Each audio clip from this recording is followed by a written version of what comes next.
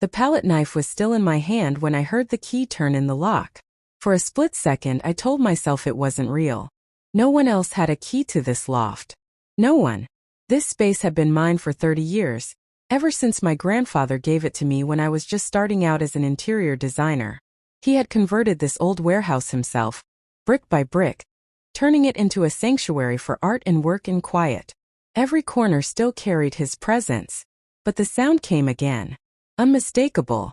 I set the palette knife down beside the painting I'd been restoring, one of Grandpa Joe's originals from the 70s, and walked toward the entryway. My bare feet made no sound against the concrete floor. When I turned the corner, my body went cold. Patricia stood in my doorway, confidently directing two men who were carrying boxes inside. Behind her came my fiancé's brother, James, struggling to herd two children, a very large dog, and somehow a rabbit in a carrier into my living room. It looked like an invasion disguised as a family visit. Patricia. My voice came out higher than I meant it to. What's going on? She turned and smiled. That familiar smile, the one that told me she'd already decided everything, and my role was simply to accept it. Perfect timing, Elena, she said brightly. I'm just getting the boys settled in. Settled in. Those words echoed in my head as I stared at strangers unpacking their lives into the home my grandfather had built for me. Standing there, watching my space disappear, I realized this wasn't just about a visit. It was the first real test of how small they expected me to become. I stared at Patricia, trying to make sense of what I was seeing. Settled in. I repeated slowly. What do you mean, settled in? She frowned, not with concern but mild impatience, as if I were behind in a conversation she'd already finished. Didn't David call you? James needs a place for the summer. The divorce was finalized last week, and he has the boys for 6 weeks. 6 weeks. I told David your loft was perfect, she continued, gesturing around my home. All this space for just one person. The words landed like a slap. Just one person. Patricia, I said carefully, this is my home. And my workspace. I have clients coming here. Oh, you can work around it, she replied, waving a dismissive hand. Family comes first, Elena. Surely you understand that. Behind her, James was already opening boxes. He gave me an apologetic look, but his hands didn't stop moving. The children, 7 and 10, I vaguely remembered, were jumping on my vintage couch. The dog had claimed my area rug like it belonged to him. Where's David? I asked, forcing myself to stay calm. Depositions all week. San Jose, Patricia said, opening my kitchen cabinets as if she owned them. Now where do you keep child-safe plates? These bowls are far too nice for children. Those bowls weren't just nice. They were handmade ceramics from Japan, bought during a trip I'd taken with my grandfather. Each one held a memory. Each one mattered. My phone was in my hand before I realized it. 3 missed calls from David, all from that morning. One text. Mom found a solution for James. Call me when you can. A solution. Using my home without asking me. My hand started to shake as I called him back. Straight to voicemail. That's when I realized this wasn't a misunderstanding. It was a decision made for me without me, and I was expected to be grateful for it. I lowered my phone slowly, my jaw tight. Patricia, I said, keeping my voice steady. I need to speak with David before this goes any further. This is my apartment. I need to be consulted. Consulted. She set the bowls down with a sharp clink. Elena, James is David's brother. These are his nephews. Surely you're not so selfish that you'd turn away family in their time of need. Selfish. The word settled heavily in the air between us. Behind her, James shifted uncomfortably, at least decent enough to look ashamed. The older boy, Tyler, wandered toward my grandfather's easel, examining it with fingers that were very much not clean. Tyler, don't touch that, I said sharply. It's just an old wood thing, Patricia replied dismissively. James, show the boys to the bedroom. They'll need proper beds. The bedroom? My bedroom? I asked quietly. Patricia looked at me like I was being intentionally difficult. Well, where else would the children sleep? They need stability, Elena. A real bedroom. You can take the couch for the summer. Or perhaps that little office nook. Something deep in my chest tightened. This wasn't just about space anymore. This was about erasing me from my own home, my work, my history, my grandfather's legacy. Get out. The words surprised even me. Excuse me. Patricia's eyes narrowed. Get out of my home, I said again. My hands were shaking but my voice wasn't. You don't live here. You don't get to move people into my space without my permission. She turned away from me as if I hadn't spoken. James, keep unpacking. Elena's overwhelmed. She'll calm down. I'm calling David, I said louder now. And if he doesn't answer, I'm calling the police. She laughed. The police?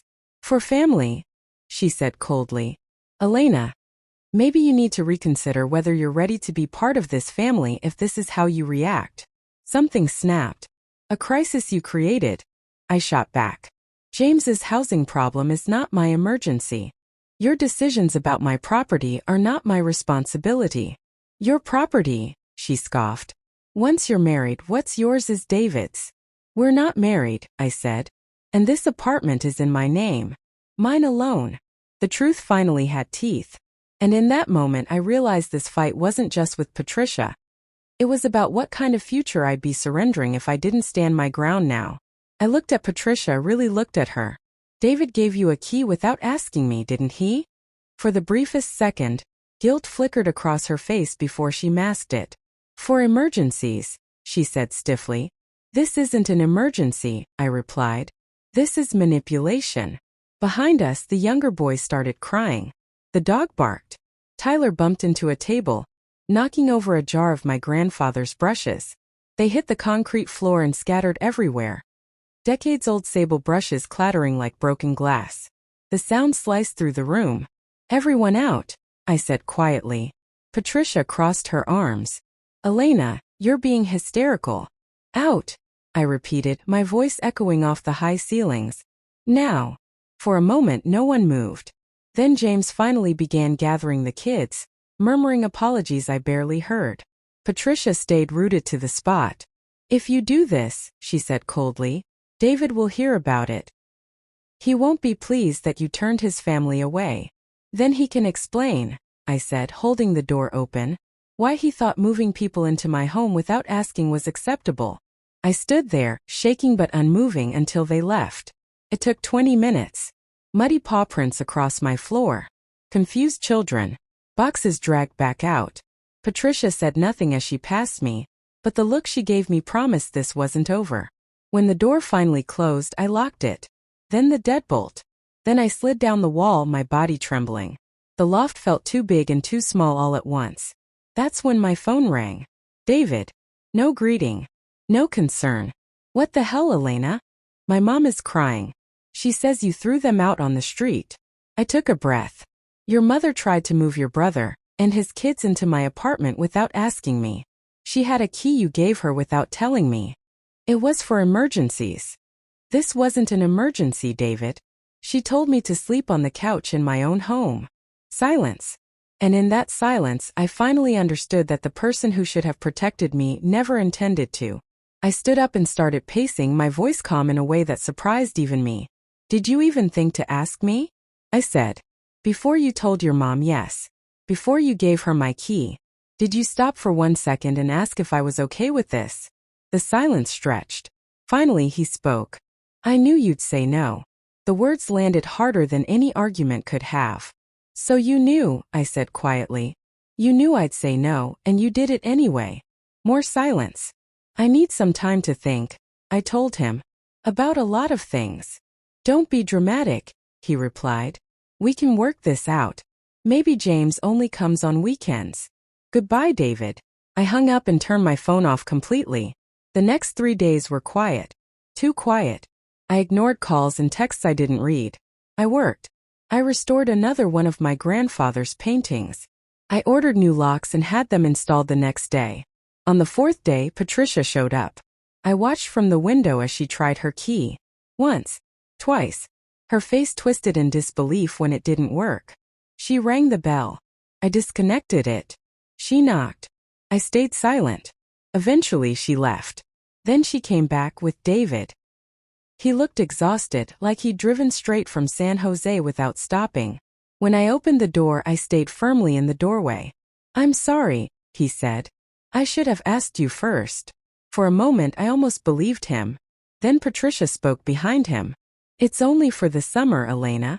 Surely you can be flexible for family. That word again. Family. And in that moment I realized this wasn't about fixing what happened. It was about whether he was capable of seeing why it never should have happened at all. I looked at David, past his exhaustion, past the regret on his face. Your mother isn't the real problem, I said quietly. He frowned. What? You are. The words didn't come from anger. They came from clarity. You gave her my key. You made decisions about my space without asking me. And when I told you how violated I felt, you said I was being dramatic instead of listening. That's not fair. Isn't it? I interrupted. A partner would have asked. A partner would have defended me when your mother called me selfish. A partner wouldn't need to be taught that my no mattered. I reached up and slid the engagement ring off my finger. I'd worn it for 11 months. It felt heavier now than it ever had. What are you doing? David whispered. I can't marry someone who puts his mother's comfort above my consent, I said, placing the ring in his palm. I'm not going to spend my life shrinking so other people feel entitled to my space. Patricia gasped. You're ending this over helping family? I looked at her directly for the first time. I'm ending this because he doesn't respect me enough to ask before changing my life. And the fact that you can't see why that's wrong tells me exactly where he learned it. David looked broken. He apologized again. I believed he was sorry.